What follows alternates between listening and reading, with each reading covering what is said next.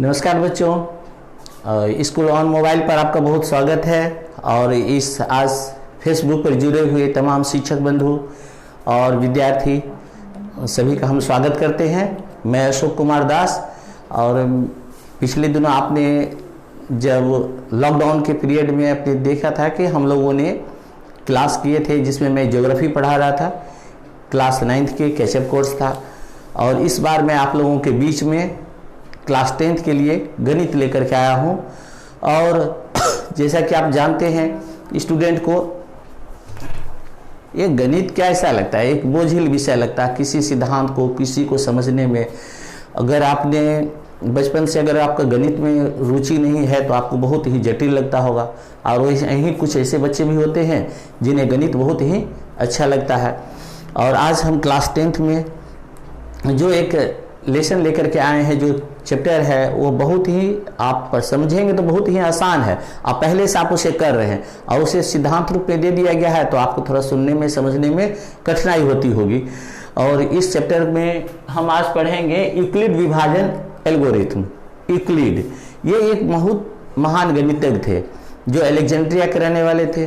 और इन्होंने 325 ईस्वी पूर्व यानी कि उस काल में जिस समय अपने देश में सिकंदर का आक्रमण हुआ था, चंद्रगुप्त मौर्य यानी मगध वंश का उदय हो रहा था, भारत में द्वितीय नगरीकरण की योजना चल रही थी, उस समय इन्होंने गणित में बहुत बड़ा एक खोज किताब लिखे थे, दी एलिमेंट। और उसी में अपना इन्होंने जो सिद्धांत दिया था, लिखा था, उसी को लेकर के आज हम लोग आए हैं। तो आप समझ सकते हैं कि जो लगभग 2300 वर्ष पहले जिस चीज़ को उन्होंने लिखा था वह आज तक हम लोग उसको पढ़ रहे हैं। और वह गणित के एक आधारभूत सिद्धांत है, उससे हटाया नहीं जा सकता है।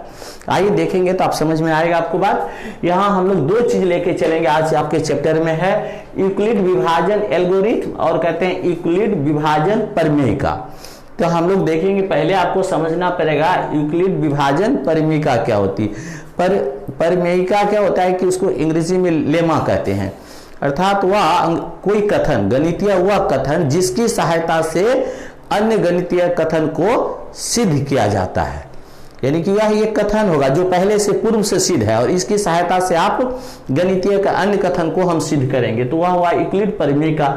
आइए इसमें हम इसके देखेंगे, यहाँ लाल रंग में जो लिखा यूक्लिड विभाजन प्रमेयिका इन्होंने दिया था a और b दो धनात्मक पूर्णांक दिए रहने पर, a और b कोई धनात्मक पूर्णांक है, यहाँ ऋणात्मक नहीं लिया गया है संख्या, तो ऐसी अद्वितीय और ऋणात्मक पूर्णांक q और r उसमें विद्यमान है कि a = bq + r। अब ये सिद्धांत, चूंकि यह सिद्धांत के रूप में दिया गया तो आपको समझने में दिक्कत हो रही होगी। हम इसे सरल रूप में देखें कि जैसे आप कोई भाग बनाते हैं, यहाँ हमने ले लिया 35 है और 35 में मैं भाग दे रहा हूं 3 से, 35 में भाग दिया जा रहा है 3 से, 35/3। तो ये देखें 3 एकम 3, लास्ट में हमने 5 लाया है, 3 एकम 3 कितना हो गया, 2 शेष हो गया। तो इसमें आपने भाग जो यानी बीच में जो 35 था, जो पहले से आप कर रहे थे, ये जान रहे 35 बराबर क्या हो गया, किससे अब आपने भाग दिया, 3 से भाग दिया। अब भागफल कितना प्राप्त हुई, 11।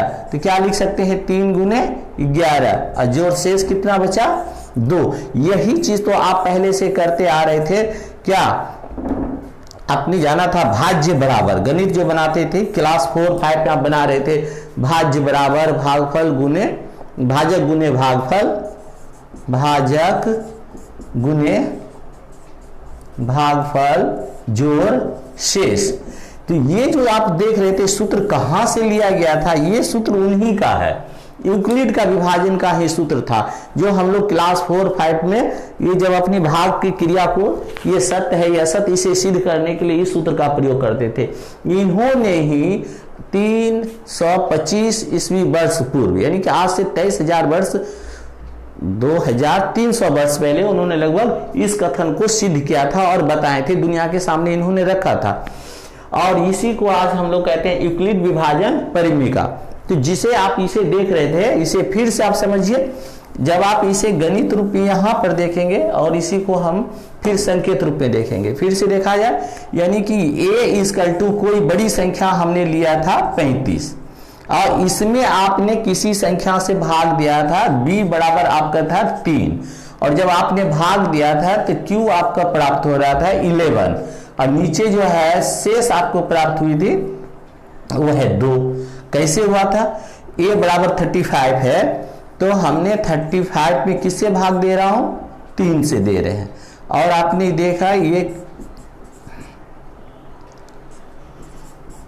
2 शेष रहा, तो यही हो गया हमारा b बराबर, यहाँ b बराबर 3 है और q बराबर 11 है, r बराबर क्या हो गया? 2 हो गया। और इसी चीज को उन्होंने यहां सिद्ध किया। क्या कहता है कि a और b दो धनात्मक पूर्णांक हो, तो यहाँ a और b कौन सा हुआ? 35 एक संख्या हुई, a बराबर 35 और b बराबर क्या है? 3 है।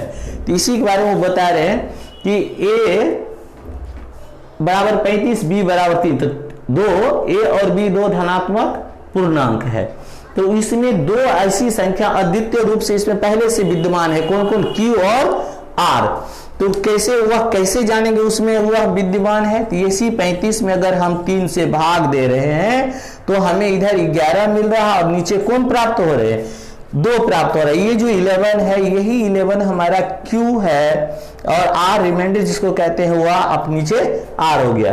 तो q और r प्राप्त हो रहा है, किसमें? इसके अंदर में है। और इसी को जो अभी हम लोगों ने लिखा, क्या? भाज्य बराबर भाजक गुणे क्या कहते हैं? भागफल जोड़ शेष। तो क्या इसी चीज को यहां पर दिखाया गया है।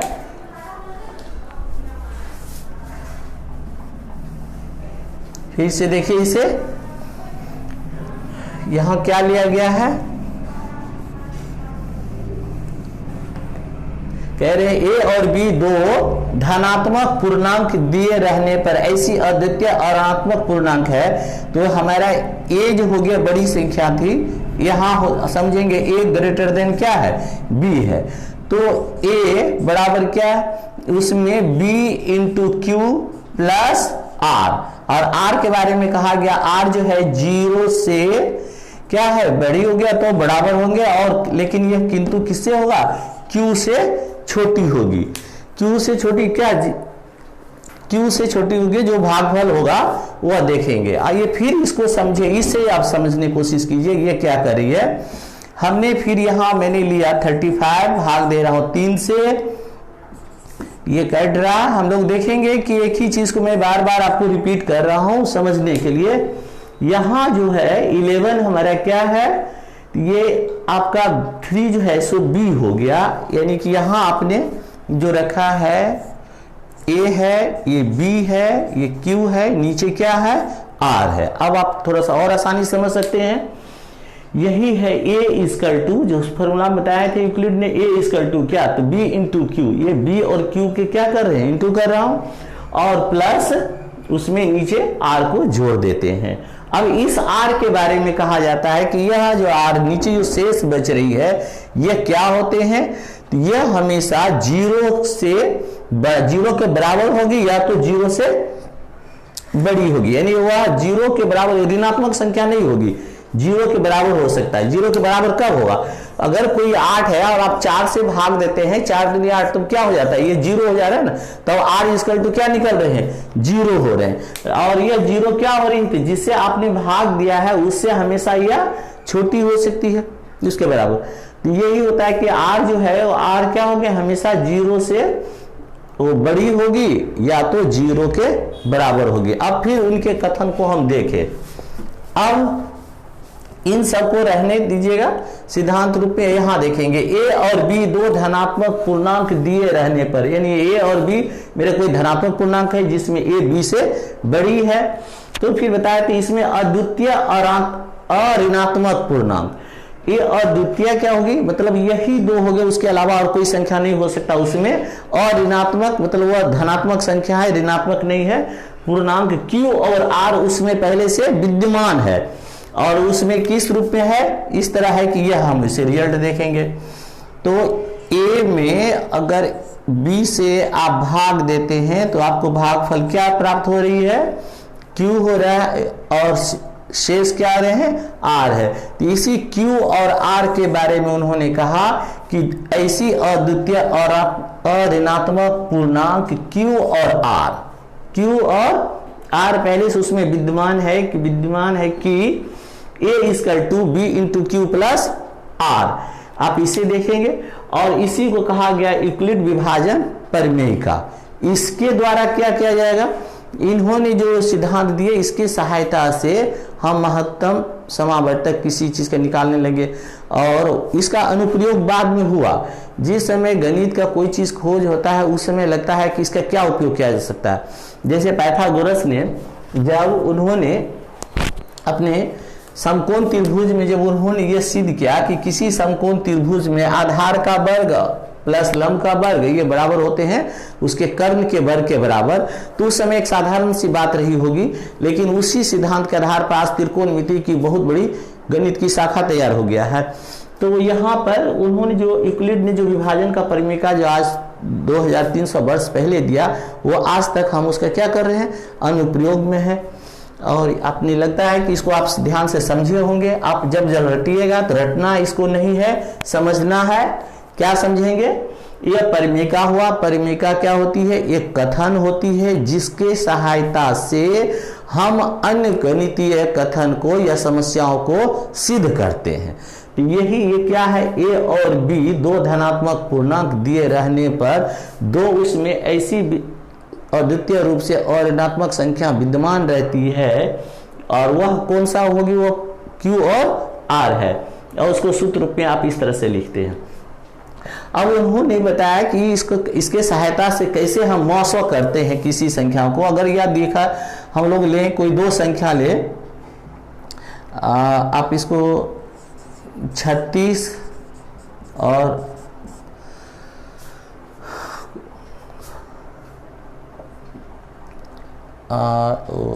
ऐसे लेते 18 ले लेते हैं। अब हम देखेंगे कि इसका हम लोग मौसा लिखते हैं, 36 और 18 का मौसा निकालना है। तो इन्होंने कौन सा मेथड इन्होंने बताया, इसी के इनके इस परिमेय का प्रयोग इसमें यहां हम देखेंगे कि 36 में आप ऐसे 18 से,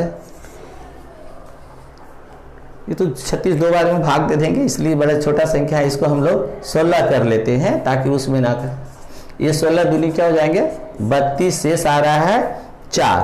तो ये दोनों के लिए हम पहले बार लिखूंगा, जो 36 बड़ी है तो इसको हम ऐसे लिखेंगे 16 गुने 2 जोड़ 4।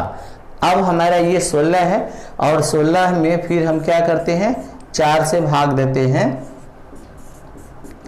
तो ये यहाँ नीचे शेष क्या हो जाएगा 0 हो जाएगा। तो आप इसको बाद यहाँ लिखते हैं 16 बराबर 4 गुने 4 जोड़ शेष 0।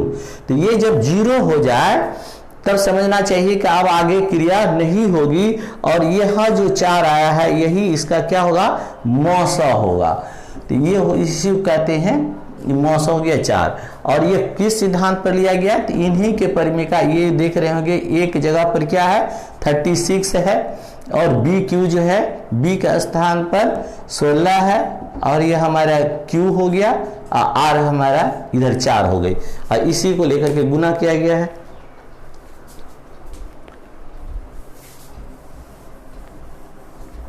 तो फिर से देखें इसे 36 के लिए कैसे किया गया था, इसका मौसा 36 बराबर 16 गुने 2 जोड़ 4। तो क्या यहाँ लागू हो रहा है, A equal to B Q plus R, उन्हीं सिद्धांत के आधार पर बढ़ाया गया।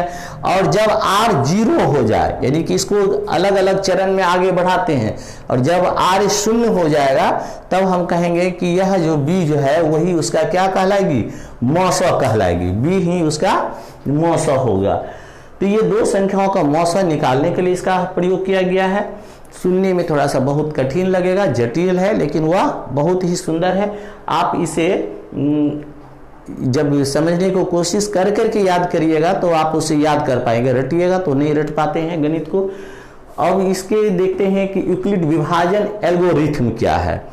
तो यह एल्गोरिथम इसी पर आधारित है। एल्गोरिथम क्या है कि वह इसके एक चरण है, ये दोनों में अलग अलग बात नहीं है। मतलब जहां यूक्लिड ने विभाजन परिमेयिका दिया, इसके सहायता से जो हम मौसो निकाला, यही यूक्लिड विभाजन एल्गोरिथम क्या होता है, उसकी एक चरण है। इसमें कहा गया प्रत्येक धनात्मक पूर्णांक ए को किसी अन्य धनात्मक पूर्णांक बी से इस प्रकार विभाजित किया जा सकता है कि शेष फल आर प्राप्त हो। अभी फिर आप देखेंगे उसी तरह हो गया यहां कि प्रत्येक धनात्मक पूर्णांक ए को किसी अन्य धनात्मक पूर्णांक बी से इस प्रकार विभाजित किया जा सकता है कि शेष फल, यानी कि कोई धनात्मक पूर्णांक ए है और किसी धनात्मक पूर्णांक बी से अगर आप डिवाइडेड करते हैं तो ये हो गया भागफल और नीचे शेष क्या हो जाएंगे, आर प्राप्त होंगे। यही उनका कहना हुआ था कि यूक्लिड विभाजन एल्गोरिथम में ये चीज आ गई।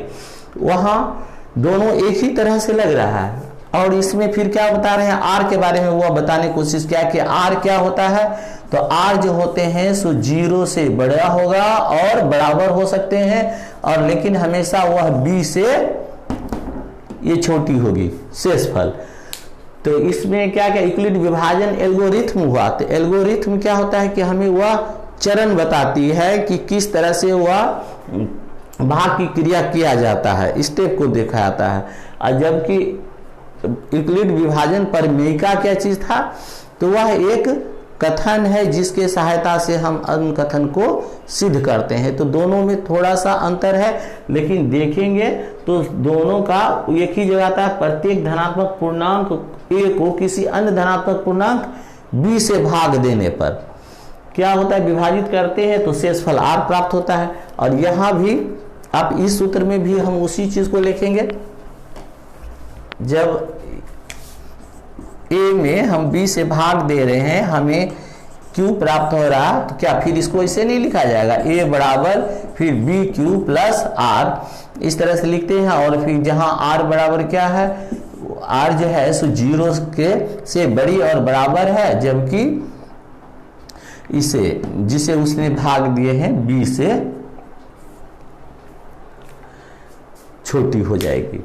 तो हम देखें आज यूक्लिड विभाजन का दो चीज हमने देखे यूक्लिड का, एक परिमेयिका था और इनको विभाजन यूक्लिड का परिमेयिका और एल्गोरिथम।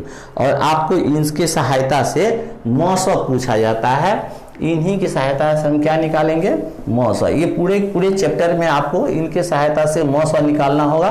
और प्रश्न भी ऐसे दिया रहता है, क्वेश्चन है कोई बड़ी संख्या हम लोग ले लेते हैं 140 और 36 का मौसो।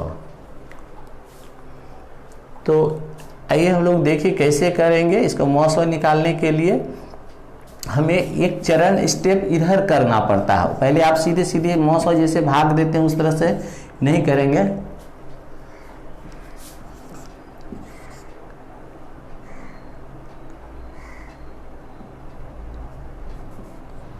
कर लेंगे 6 बाकी 1 7 और इसका अगर 30 करते 18 का 3 3 9 1 10 ओहो 3 का 3 6 को 12 6 6 24 2 7 12 13 14 3 बार 36 18 3 3 9 1 10।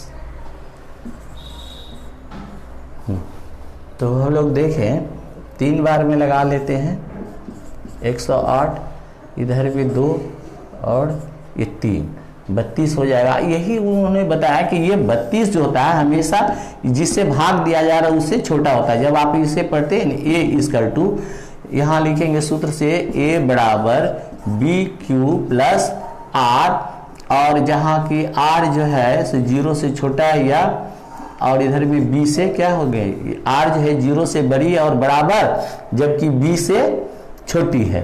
तो यहाँ देख रहे हैं कि ये बी है हमारा, ए है, ये क्यू है और ये नीचे आर है। तो ये 32 क्या है, इससे हमेशा छोटी होती है।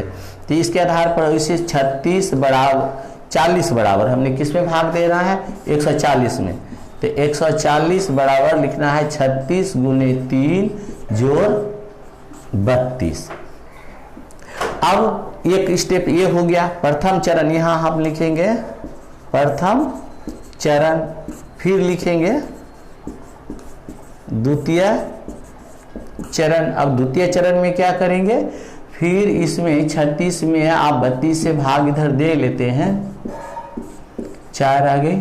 अब यहाँ फिर लिखते हैं किसको, 36 में दे रहे थे तो ये वाला 36 क्या रखेंगे, तो 36 बराबर क्या 32 गुने 1 जोड़ 4। अभी भी शून्य नहीं हुआ, ये भी शून्य नहीं है।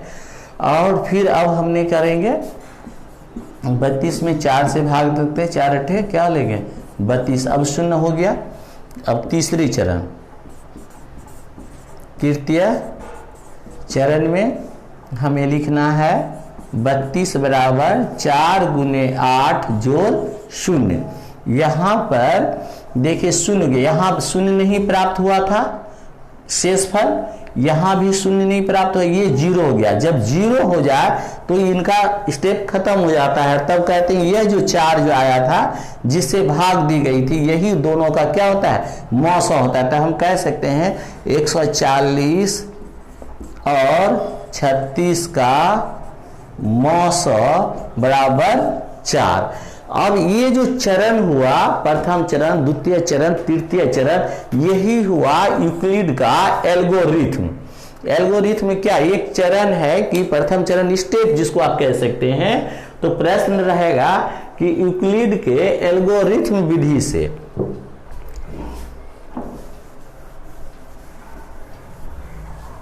ये मौसा सीधे नहीं दिया रहेगा, दिया रहेगा यूक्लिड के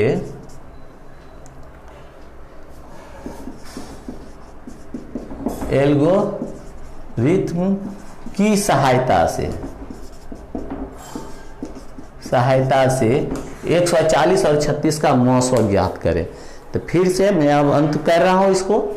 इसमें बताया गया है कि ये यूक्लिड के एल्गोरिथम की सहायता से मौसा ज्ञात करना। तो मौसा में कैसे, जैसे आप क्लास 6, 7, 8 में करते थे मौसा, उस तरह से यहाँ नहीं करना है, बल्कि हमें उनके एल्गोरिथम के यहाँ सूत्र लिख दिया गया है। और फिर यहाँ लिखेंगे प्रथम चरण, द्वितीय चरण, तृतीय चरण। प्रथम चरण में आप जैसे भाग देते हैं वहां भाग दीजिएगा, 140 को 36 से भाग देते हैं तो आपका भागफल यहाँ 3 आ रहा है, शेषफल 32 आ रहा है। तो हम लोग इसको यहाँ लिखेंगे 140 बराबर क्या 36 गुने 3 जोड़ जो शेष आया है 32।